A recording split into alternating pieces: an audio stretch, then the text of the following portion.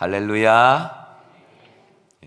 제가 한 번은 이제 여럿이서 식사를 하는데 이제 제가 식사 기도를 대표로 했어요.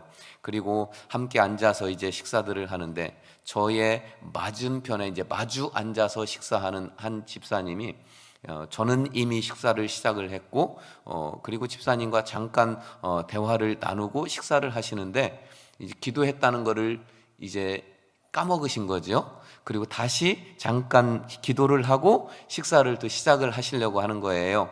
그 국을 한 숟가락 딱 떴는데 눈치 없는 제가 또 말을 시킨 거예요. 그래서 또 몇 마디의 대화를 이렇게 주고받고 하다가 그 사이에 이제 다시 숟가락을 내려놓았겠지요.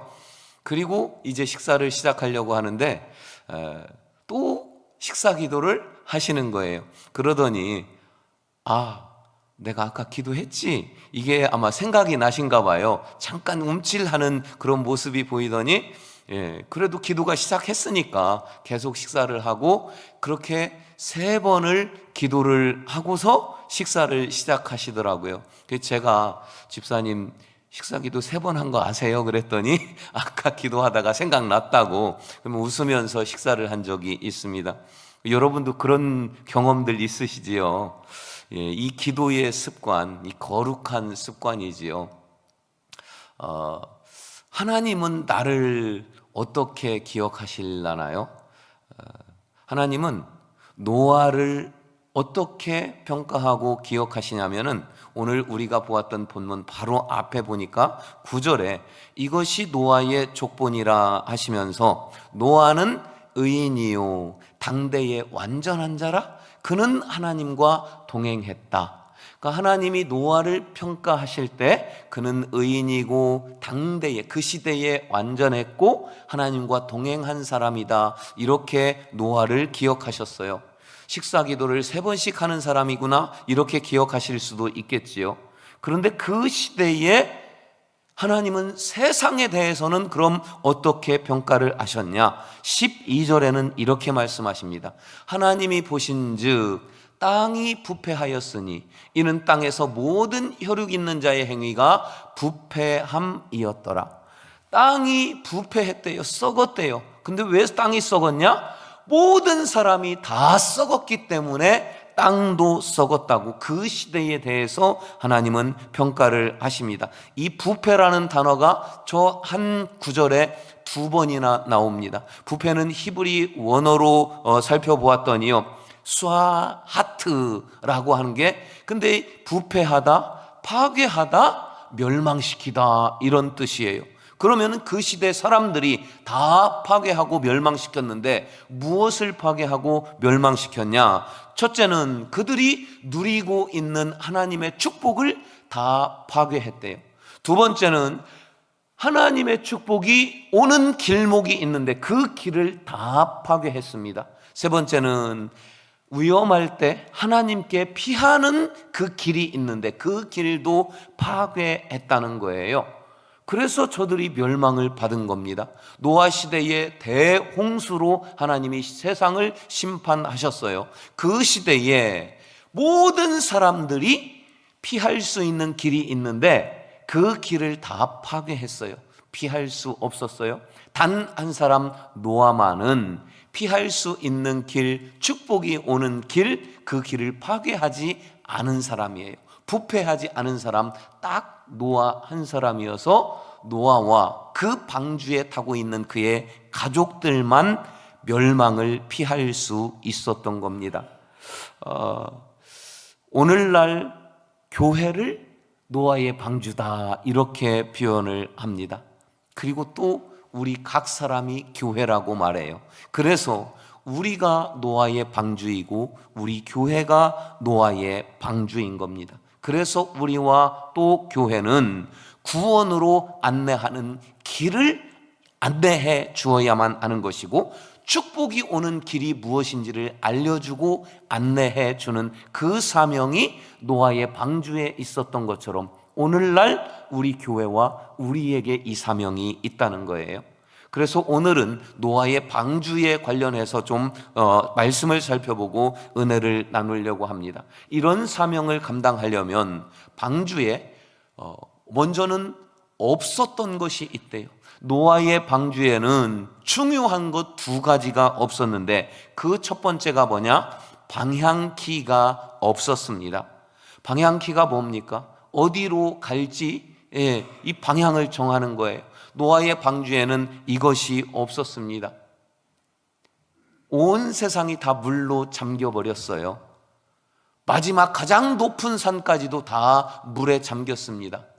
이 방주가 어디로 갈 것이며 어느 방향으로 갈 것인지 방향이 무슨 필요가 있고 의미가 있겠습니까? 우리는 내 인생의 방향을 정하고 목적지를 정하지요. 저도 계획이 있었고 꿈이 있었어요. 그런데 오늘 저는 지금 여기에 있습니다.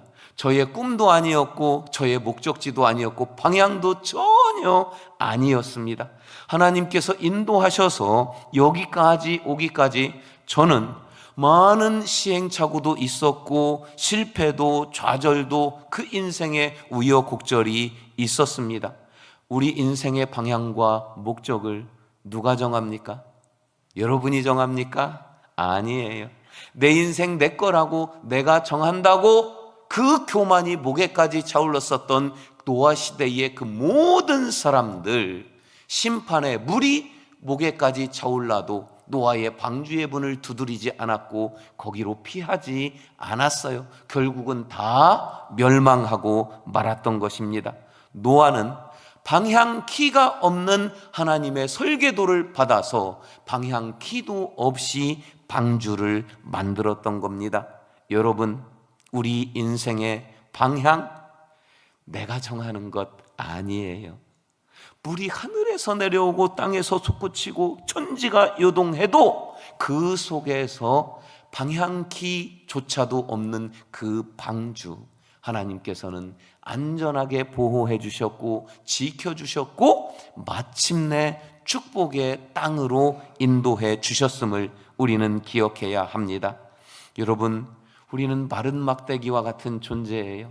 그저 후 불면 흔적도 없이 사라질 먼지 같은 존재일 뿐입니다. 그러나 우리는 존귀하다고 하나님께서 일컬어 주시는데 우리가 존귀할 수 있는 길은 오직 내 인생의 목적 방향을 하나님께 맡기고 따라가는 것 뿐입니다. 사무엘의 어머니 한나가 이 자기의 인생을 하나님께 맡기고 이렇게 고백합니다.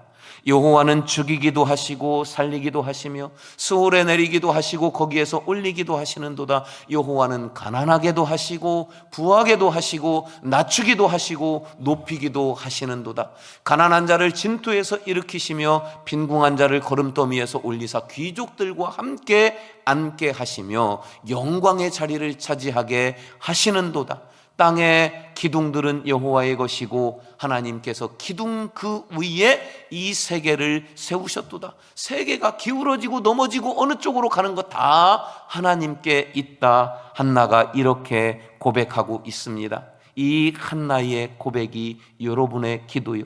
내 인생의 방향 길을 내가 조절하는 것이 아니고 하나님께 맡길 수 있는 노아와 같은 저와 여러분이 되기를 주님의 이름으로 축원합니다. 이 방주에 없었던 또 중요한 것은 두 번째로 노가 없었습니다. 노뿐만 아니에요. 닷도 없고 돛도 없었습니다. 여러분, 노가 뭐예요? 이 배가 나가도록 이렇게 구르는 거잖아요. 닷이 무엇입니까? 이 쇠고리예요. 쇠고리. 배가 정박할 때에 쇠고리를 바닥 물 밑에 땅바닥에까지 내려서 배가 움직이지 않고 정박하게 하는 거. 돛이 무엇입니까? 바람 부는 그 바람의 힘을 모아서 배가 나갈 수 있도록 동력으로 바꾸어주는 그 천, 그게 돛이잖아요. 노아의 방주에는 노도 없었고 닷도 없었고 돛도 없었어요. 이게 뭡니까? 자체적으로 출발할 수도 없고 어디에 멈출 수도 없고 어느 방향으로 갈 수도 없고 속도도 조절할 수 없는 것이 노아의 방주였다는 거예요. 우리는 몇 주 전에 예수님의 12 제자가 배를 타고 어둠 속의 갈릴리 바다에서 풍랑을 만나 이리저리도 가지도 못하고 헤매는 것을 말씀으로 나누었어요. 또 바울과 276명이 저 로마를 목적으로 해서 지중해를 출발했지만 광풍을 만나서 그저 언제 죽을까 죽음만 기다리다가 간신히 목숨을 부지한 내용도 보았습니다. 방향키가 있으면 무엇합니까? 돛이 있고 닻이 있고 큰 안전하다고 생각하는 배가 있으면 무엇합니까? 노아의 방주는 이런 거 하나도 없었습니다. 언제 출발할지, 어디로 가야 할지, 언제 어디서 멈출지, 빨리 갈지 천천히 갈지 하나도 내 마음대로 결정하지 못하고 오직 하나님께만 맡겼던 것이 이것이 노아의 방주입니다. 다시 말해서 노아의 방주의 선장이 하나님이시라는 거예요. 목적지도 선장이 정하고 방향도 선장이신 하나님이 정하시고 어디로 갈지, 어디에서 멈추어 쉬어야 할지, 어디에서 실패를 경험하고 어디에서 다시 힘을 얻어 갈지 하나님이 내 인생을 다 정하신다는 겁니다. 하나님께 맡긴 저 노아의 방주 안전하게 축복의 땅에 도착할 수 있었습니다. 하나님께 맡길 때 축복의 길이 열리고 하나님께 내 인생을 온전히 맡길 때 구원의 저 천국까지 안전하게 도착할 수 있습니다. 이런 하나님께 다 맡기는 저와 여러분이 되기를 주님의 이름으로 축복합니다. 반면에 노아의 방주에 중요한 이것이 있었습니다. 그래서 세 번째는 하늘에 난 창문이 있었다. 이것을 우리가 살펴보려 합니다.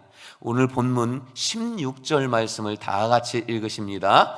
거기에 창을 내되 위에서부터 한 규빗에 내고 그분은 옆으로 내고 상중하 3층으로 할지니라.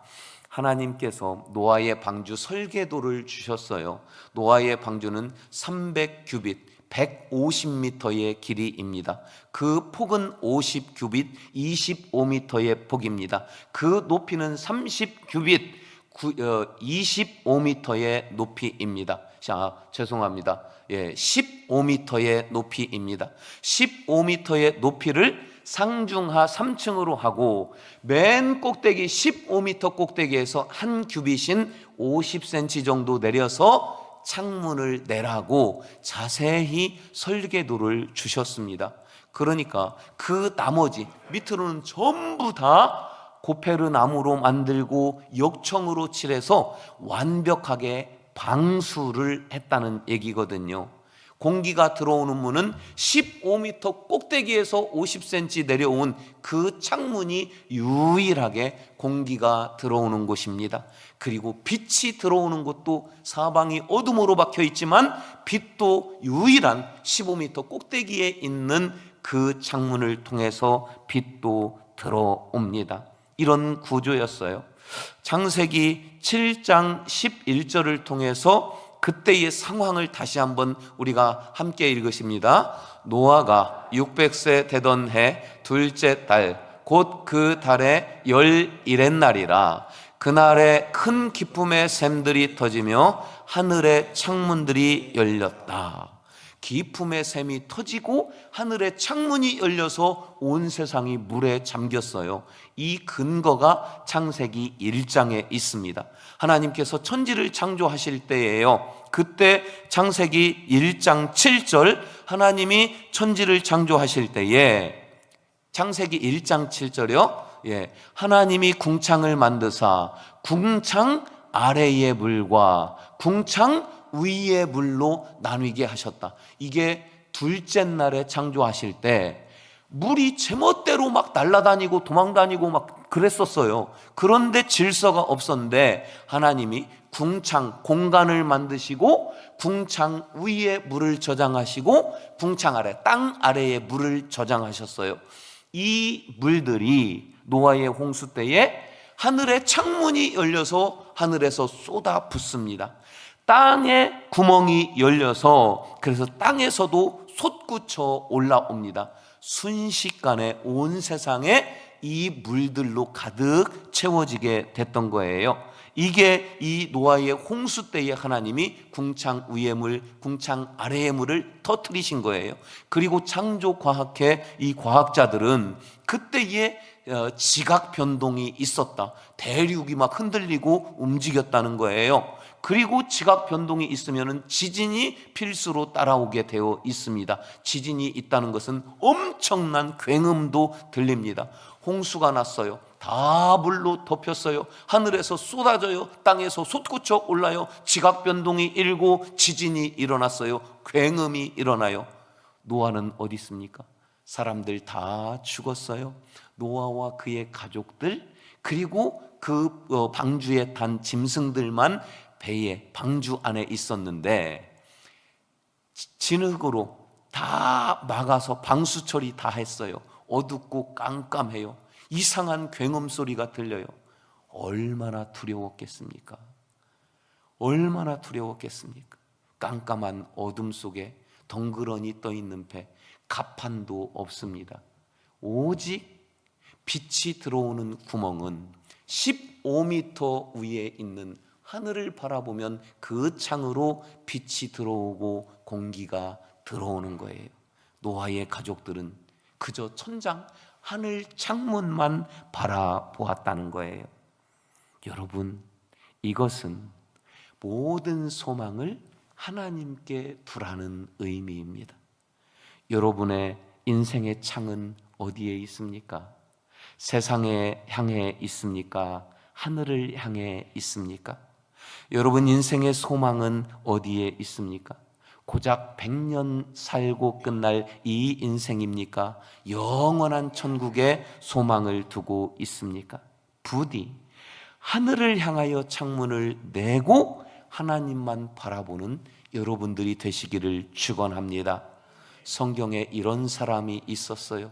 라합의 창문을 잠깐 살펴보면 이스라엘 백성이 광야에서 40년을 있다가 가나안 땅으로 처음 들어가서 처음으로 빼앗은 땅이 여리고성이었어요. 여리고성 그들이 뭐 했습니까? 그저 맨날 빙빙 돌면서 그렇게만 했잖아요. 그런데 여리고성이 무너질 때 하나님이 세 가지를 명령하셨어요. 모든 살아있는 사람들을 다 죽이라. 둘째로는 모든 불에 타는 것을 다 태워라. 셋째로는 불에 안 타는 은, 금, 동, 철 이런 것들은 하나님의 창고에 넣어놔라. 그러니까 전쟁에 승리했어도 그 전심을 아무것도 챙기지 말고 다 태우고 없애고 죽이고 하나님께 드려라, 이런 뜻이거든요. 근데 다 죽이는, 생명 있는 모든 여리고에 있는 사람들은 다 죽었지만 그 속에서 살아남은 사람들이 있었어요.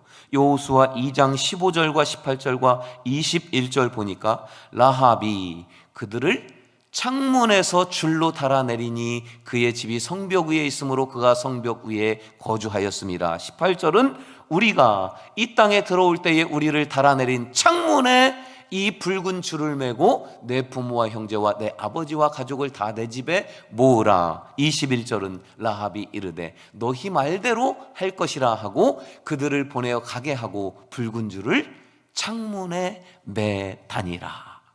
라합은 여리고성에 살았던 모든 사람들 중에서 유일하게 하나님 편에 섰어요.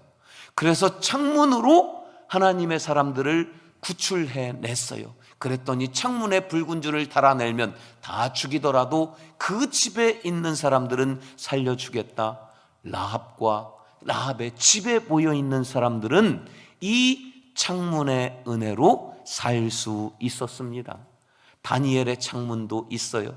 다니엘이 어린 나이에 소년 때에 바벨론으로 끌려갔지만 그곳에서 승승장구합니다. 나이가 먹어서 80이 넘었는데도 여전히 그곳에서 총리로 있었어요.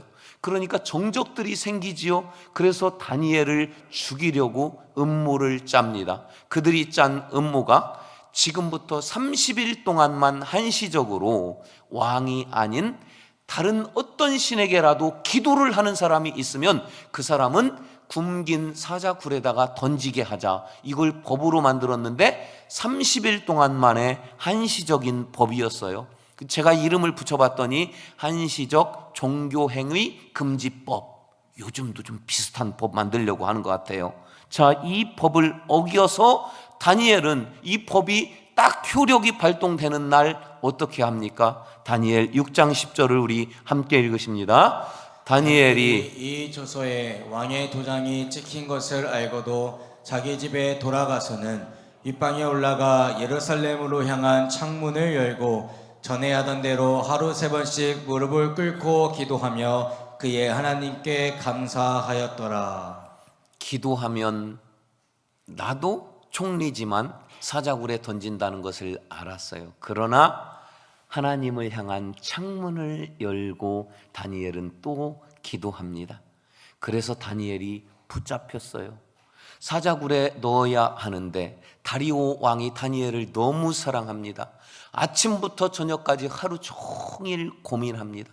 그래도 내 도장이 찍힌 법이기 때문에 어쩔 수 없어서 저녁이 되어서야 다니엘을 사자굴에 던져놓습니다. 다음 날 밤새도록 잠을 자지 못하고 왕이 나와서 그 사자굴 입구에서 이렇게 외칩니다. 다니엘 6장 22절이에요. 20절이에요. 다니엘이 든 굴에 가까이 이르러서 슬피 소리 질러 다니엘에게 묻되 살아계시는 하나님의 종 다니엘아, 네가 항상 섬기는 내 하나님이 사자들에게서 능히 너를 구원하셨느냐? 그러나 그 왕도 그럴 리 없다고 생각했겠지요. 그런데 웬일이에요? 사자굴 속에서 다니엘의 음성이 들립니다. 22절을 우리 다 같이 함께 읽으십니다. 나의 하나님이 이미 그의 천사를 보내어 사자들의 입을 봉하셨으므로 사자들이 나를 상해하지 못하였사오니 이는 나의 무죄함이 내 그 앞에 명백함이오며 또 왕이여 나는 왕에게도 해를 끼치지 아니하였나이다 하니라. 버젓이 그 속에 살아있는 거예요. 다니엘을 꺼내고 다니엘을 죽이려 했었던 모든 신하들과 그의 가족들까지도 다 사자굴에 넣습니다. 여러분, 오늘 밤에 다니엘 6장을 읽어보세요. 성경은 그들이 사자굴에 던져져서 바닥에 몸이 닿기도 전에 사자들이 그들을 씹어먹는데 뼈까지도 씹어먹었다고 그렇게 성경은 기록하고 있습니다. 이게 하나님을 향한 창문의 은혜입니다. 노아의 창문, 라합의 창문, 다니엘의 창문은 무엇을 말씀하십니까? 오직 하나님만 바라보라. 세상을 향한 창문이 아니라, 진급 출세를 향한 창문이 아니라 오직 하나님을 향하여 창문을 내고 하나님만 바라볼 때에 하나님께서 그 원하는 진급이나 출세나 물질이나 건강이나 복이나 모든 것을 주신다 하는 말씀입니다. 여러분, 이 축복의 창문, 은혜의 창문은 오직 하나님께 있습니다. 여러분의 인생을 하나님께 맡기고 하나님을 향하여 창문을 내고 주님만 바라보는 여러분이 다 되시기를 주의 이름으로 축원합니다. 이제 말씀을 마치면서 한 곳의 말씀을 좀 보려고 합니다. 창세기 8장 18절과 20절 말씀 우리 함께 보십니다. 노아가 그 아들들과 그의 아내와 그 며느리들과 함께 나왔고 노아가 여호와께 제단을 쌓고 모든 정결한 짐승과 모든 정결한 새 중에서 제물을 취하여 번제로 제단에 드렸더니, 노아가요 그 방주 안에서 천장 그 창문으로 하늘만 바라보면서 1년을 버텼어요. 1년을 살고 마침내 땅에 도착을 한 것 같아요. 그래서 육지로 내려와서 가장 먼저 한 일이 하나님께 제단을 쌓고 예배를 드린 일입니다. 노아가 왜 1년 만에 육지에 나와서 제일로 우선적으로 먼저 한 일이 예배인 줄 아십니까? 노아는 1년 동안 그 방주 안에서 계속해서 예배를 드렸어요. 낮에도 예배하고 낮 같은 밤에도 예배하고 슬퍼서 예배하고 두려워서 예배하고 그리고 외로워서 예배하고 언제나 이 어둠이 끝날까 걱정하며 고민하며 예배하고 저 하늘로 향하여 난 창문을 바라보며 빛을 받으면서 예배했고 어느 날은 포도주를 먹고 취해서 잠들었는데 깨보니까 벌거벗고 있었어요. 그래서 또 하나님께 예배했고 1년 동안 노아는 그 방주 안에서 예배하며 하늘로 향하여 난 창문을 바라보며 1년을 버틸 수 있었습니다. 그들은 땅에 내리자마자 습관을 따라서 아버지와 아들과 며느리와 아내와 온 가족이 너무나도 자연스럽게 땅에 도착할 때도 예배하고 있다가 땅에 내리자마자 자연스럽게 예배했던 것입니다. 여러분, 거룩한 습관, 하나님 바라보는 습관, 예배하는 습관, 하나님께 영광 올려드리는 이 거룩한 습관, 그것이 하나님의 축복을 다 파괴하는 그 세상 가운데 노아를 거룩하게 지켰던 것입니다. 이 노아의 삶이, 노아의 믿음이, 노아의 바라봄이 오늘 우리의 은혜가 되기를 주님의 이름으로 축원합니다. 우리 다 같이 일어서서 찬양하기를 원합니다. 내게로부터 눈을 들어 주를 보기 시작할 때 주의 일을 보겠네. 우리 내 시선을 하나님께 고정하기를 결단하며 찬양합시다. 내게로부터 눈을 들어 주를 보기 시작할 때 주의 일을 보겠네. 내 작은 마음 돌이키사, 내 작은 마음 돌이키사 하늘에 꿈꾸게 하네. 주님을 볼 때 모든 나의 시선을 주님께 드리고 살아계신 하나님을 느낄 때 내 삶은 주의 역사가 되고 하나님이 일하기 시작하네. 모든 시선을 주님께 드리고 아멘. 살아계신 하나님을 느낄 때 내 삶은 주의 역사가 되고 하나님이 일하기 시작하네. 사랑하는 여러분, 오늘 우리 이 시간에 결단하기를 원합니다. 하나님, 내 인생에서 없어야 할 방향키, 없어야 할 노를 버리고 오직 하나님을 향하여 창문을 내고 주님께 시선을 고정하기를 원합니다. 이 결단을 받아주시고 삶에서 이루게 해 주시옵소서. 말씀 붙잡고 주여 3번 부르고 기도하십니다. 주여, 주여,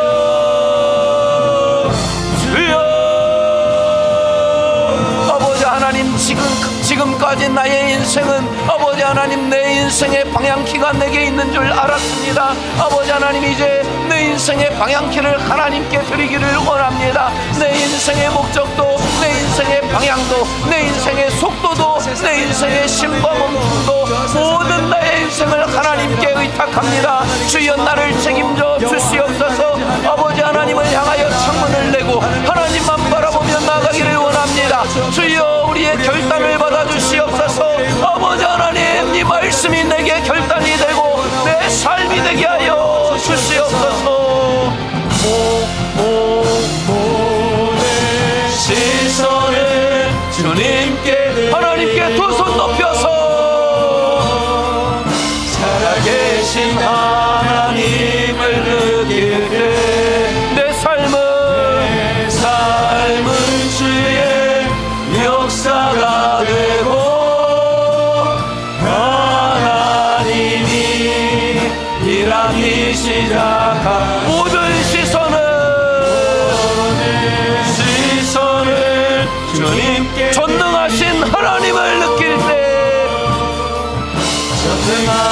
하나님을 느낄 때 세상은 주의 나라가 되고 하나님이 일하기 시작하네. 아버지 하나님, 멸망을 피할 수 없었던 저들은 자기의 인생의 방향키와 모든 노와 탓과 모든 계획을 내 스스로 하려고 하였나이다. 그러나 주여, 이제 우리는 깨달았사오니 저 노아처럼 내 인생의 모든 목적과 방향과 세밀한 하나하나까지도 하나님께 드립니다. 내 인생은 하나님 것이오니 하나님 책임져 주시옵소서. 나는 오직 하나님을 향하여 창을 내고 주님만 바라보며 주님만 따라가기를 결단합니다. 이 결단을 받아 주시옵소서. 가장 안전한 곳, 가장 복된 곳, 그리고 영원한 천국까지 내 인생을 인도하여 주시옵소서. 지금은 우리 구주 예수 그리스도의 은혜와 하나님 아버지의 영원하신 사랑하심과 성령의 감화 감동 인도 결단을 역사하심의 능력이 주님께 창을 내고 내 모든 인생을 맡기며 나아가기로 결단하는 이곳에 있는 모든 주의 자녀들 머리머리 위에, 이들의 가정과 승리의 삶의 여정 위에 지금부터 영원토록 함께 하시기를 간절히 축원하옵나이다. 아멘.